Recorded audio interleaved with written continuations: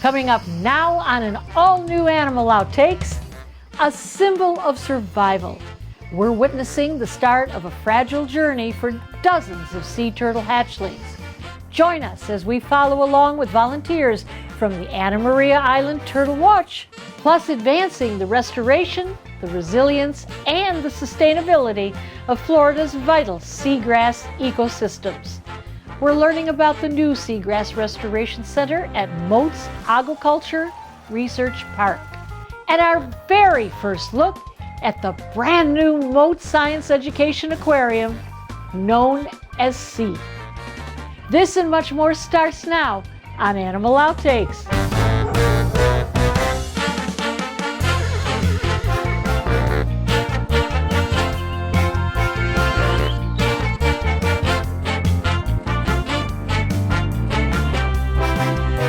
It's life beginning against the odds. Watching a sea turtle hatchling make its way out into the water. But there's just something amazing about seeing these little creatures make their way down the beach, driven with the sole purpose to survive. It's a process of letting nature take its course in its most primal form. But all too often, these babies become disoriented for many reasons, and they end up where they're not supposed to, in swimming pools in the middle of busy roadways. And that's where humans have to intervene. We recently had the opportunity to ride along with the Anna Maria Island Turtle Watch. These volunteers patrol every single day throughout nesting season. On the morning we showed up, they had quite the story unfolding. Dozens of hatchlings had been brought to the local police station after becoming disoriented in the night. Now, of course, we were thrilled to get the chance to see these babies up close, but the underlying message to us humans is that we need to do better. These animals should have had no trouble finding their way to the water on their own. It was a really bad disorientation last night at like down south in Bradenton Beach. We're just gonna go down to the water and park it and then release all these guys. We're gonna hop on and go further up just to get away from these birds. So many birds. Just keep flying that way. 2239. We'll go here. We're gonna let out we're gonna release all these hatchlings that we just found, that we just got from the police department, where they had been disoriented last night. They went towards lights instead of towards the water. There are 168 loggerheads and one green sea turtle. The green sea turtle is a really rare species for us. We only have 14 or 15 nests. We have about 540 nests that are from loggerheads. So we are going to release a whole bunch of hatchlings. Is this normal? This is, well, yes and no.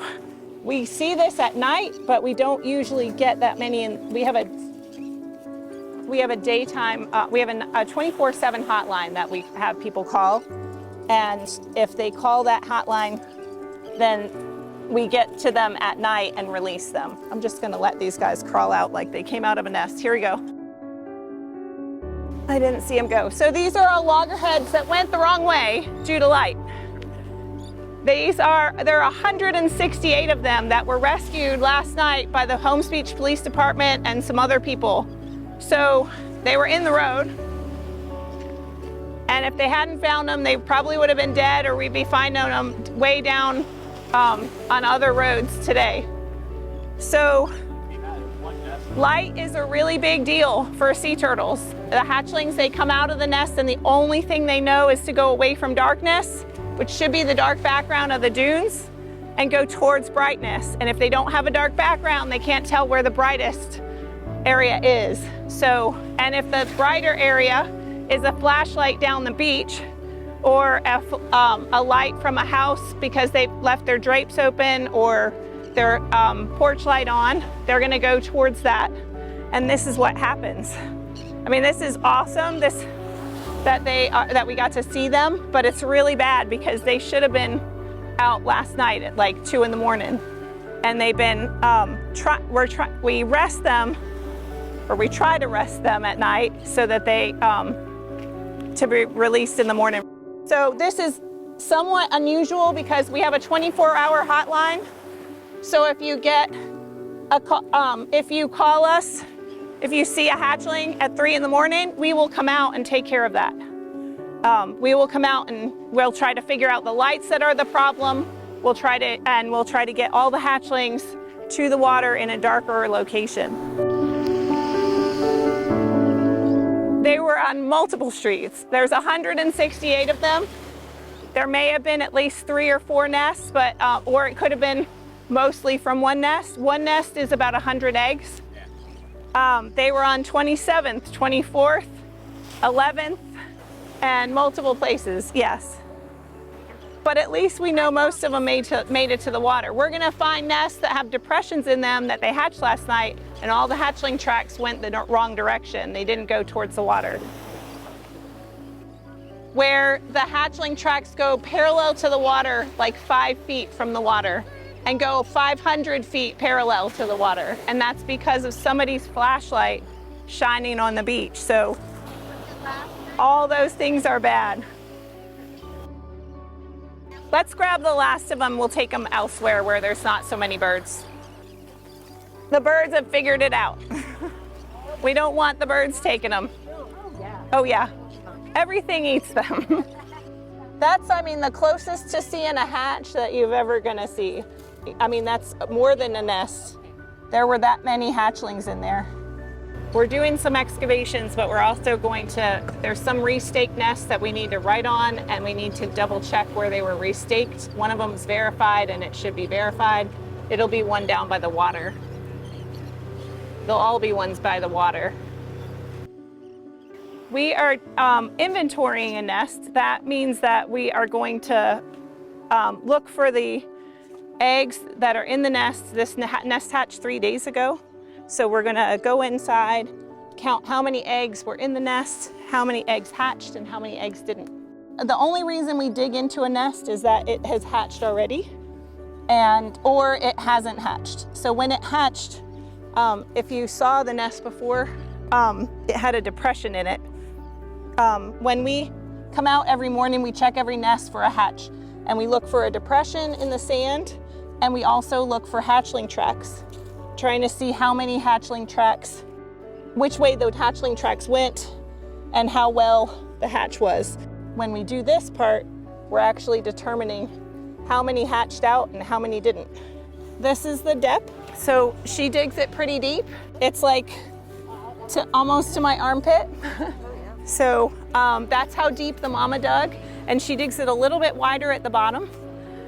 We put them back in so that they can kind of compost into the soil. That puts the nutrients back in the sand. That helps things like dunes grow, like plants, and then any of the critters in the sand, as well as build beaches, because they go back to making more sand. And that's what naturally happens, so we do that.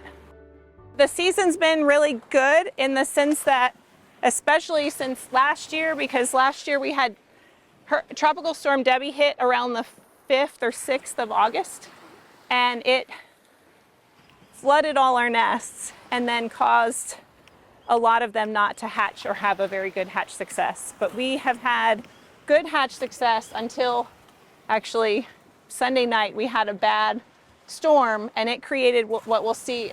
There's a swale up there.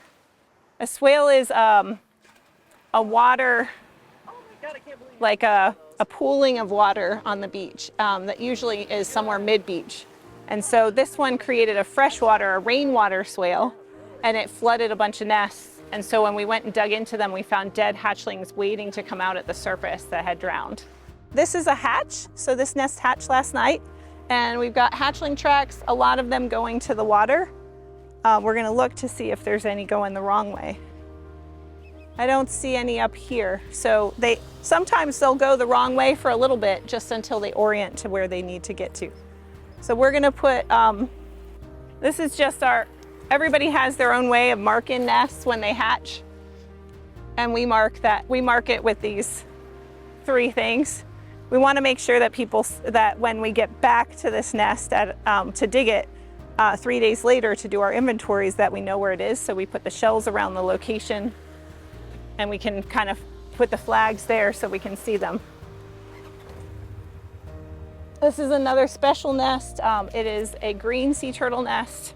The green sea turtle that we had this morning, the one turtle, that's the same one, same type of turtle. Yeah, it definitely hatched. The hatchling tracks are going where they should, relatively. They usually come out in about a 45-degree angle in either direction from the nest, and that's okay. That's the depression, and that's caused by the eggshells get crushed and pushed down in the nest and then 100 hatchlings come out, so it makes a lot of room in the nest, which makes the sand fall back in. And so, yeah, looks like they went this way. So this we can tell that one of the nests up here hatched, and we can see a great hatch, which means that it went directly to the water. It's a beautiful hatch where you see all the hatchling tracks going towards the water.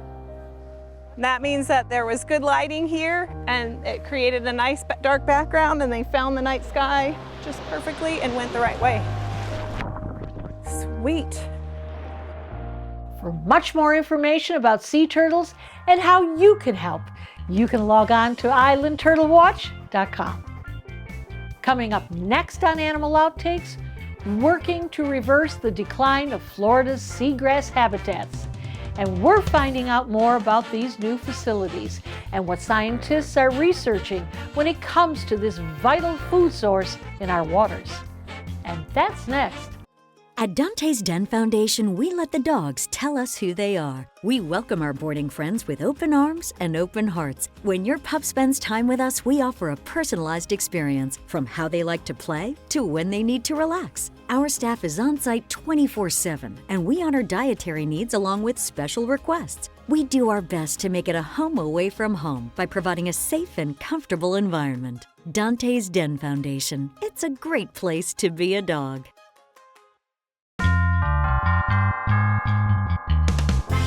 Welcome back. Seagrass is a critical component to our ecosystem for many reasons. It's made up nursery habitats and improves water quality. It also prevents erosion and captures carbon. But they're disappearing at alarming rates.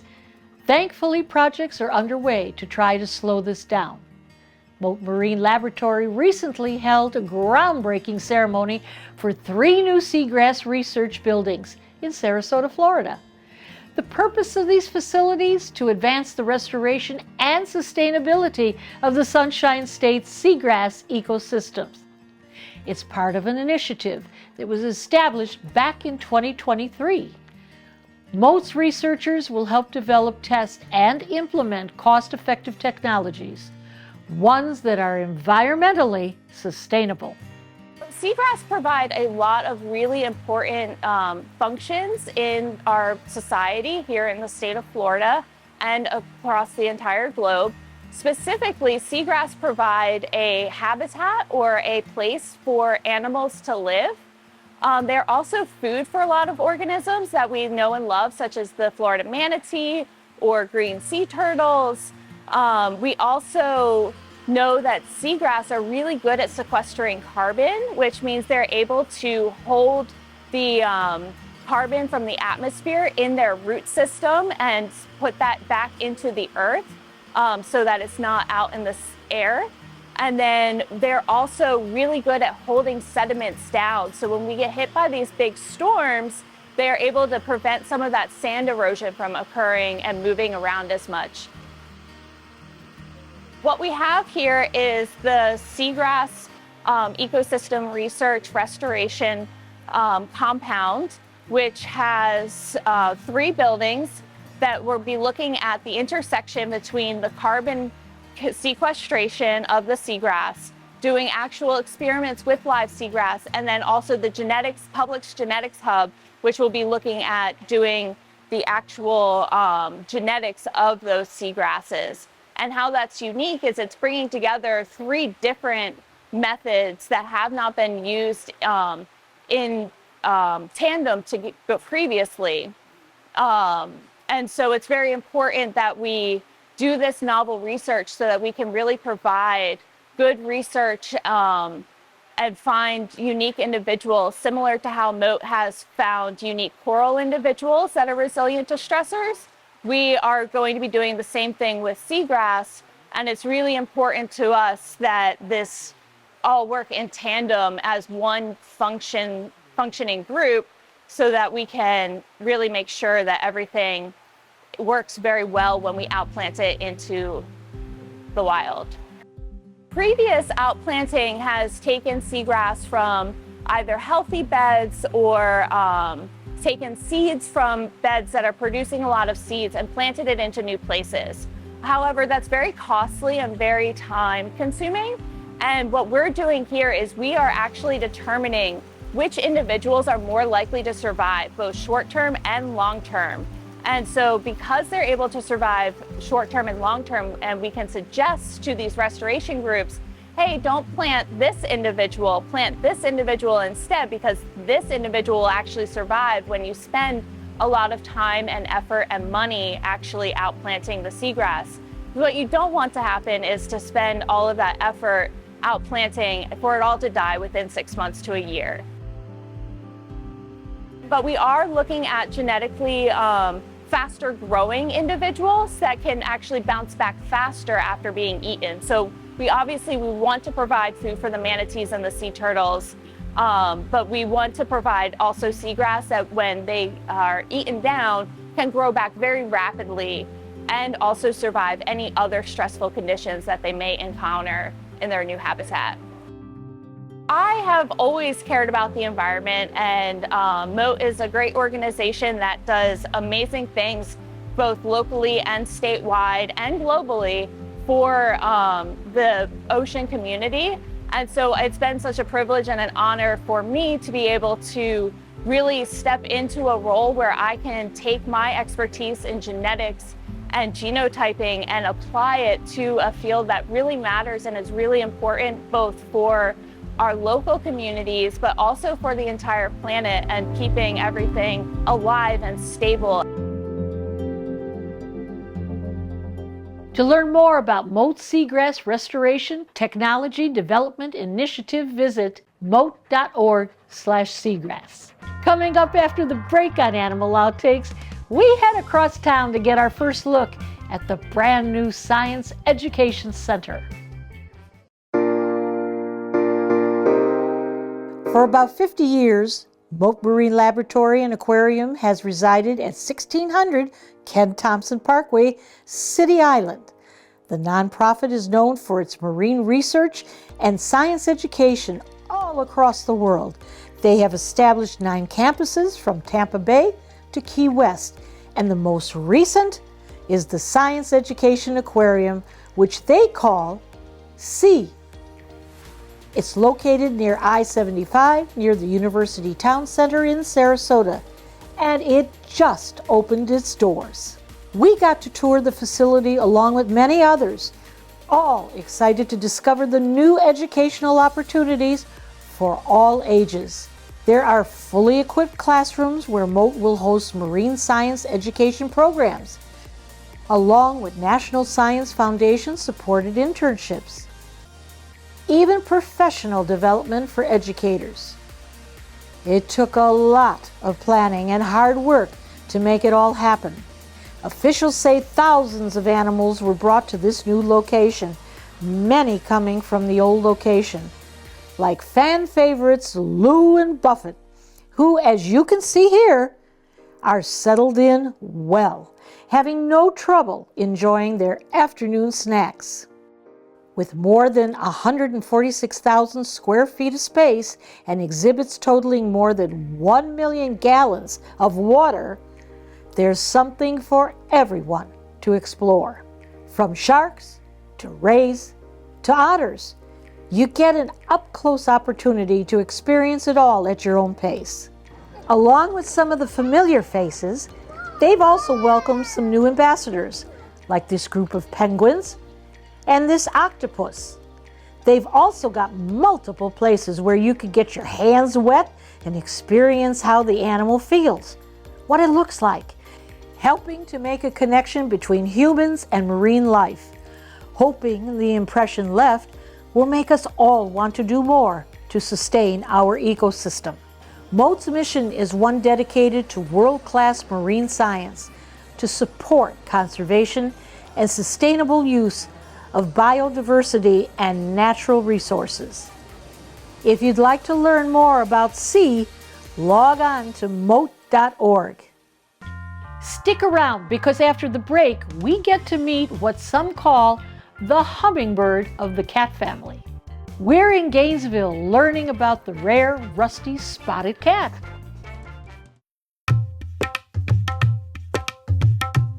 One of the smallest of the cat family, the rusty spotted cat is native to India and Sri Lanka.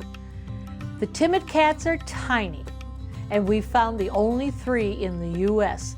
That's according to Christine Jenks, president of the Carson Springs Wildlife Conservation Foundation.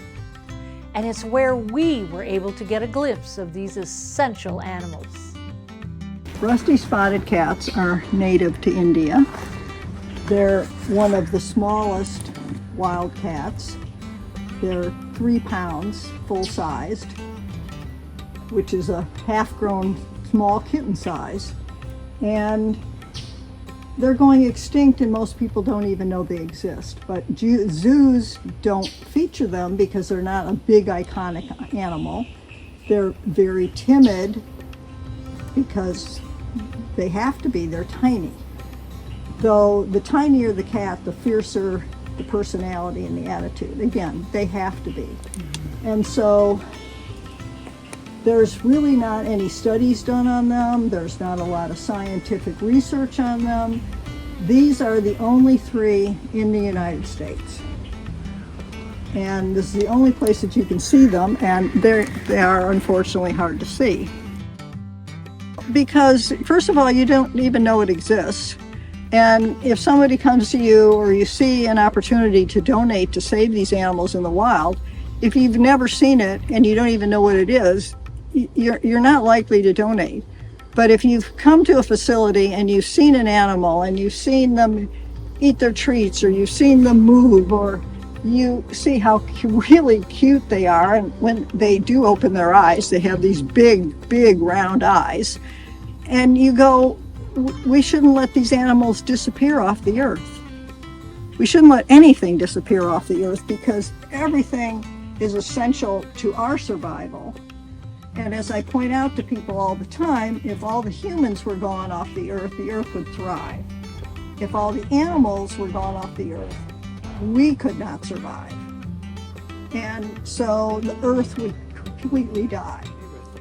So understanding how non-essential we are and how essential animals are is really an important education. For more on what you can find at this Conservation Foundation, go to carsonspringswildlife.org. Animal Outtakes is produced by Dante's Den Foundation, a nonprofit group dedicated to creating the best life for dogs. If you would like to learn more about Dante's Den, donate, or volunteer, visit our website, dantesden.org. We hope you had fun and learned a thing or two along the way. Lily and I will be back here again next week with even more animals and some educational and engaging encounters. Until then, thanks for watching. Oh, are you bored, honey? Okay. Turtle Rescue Organization.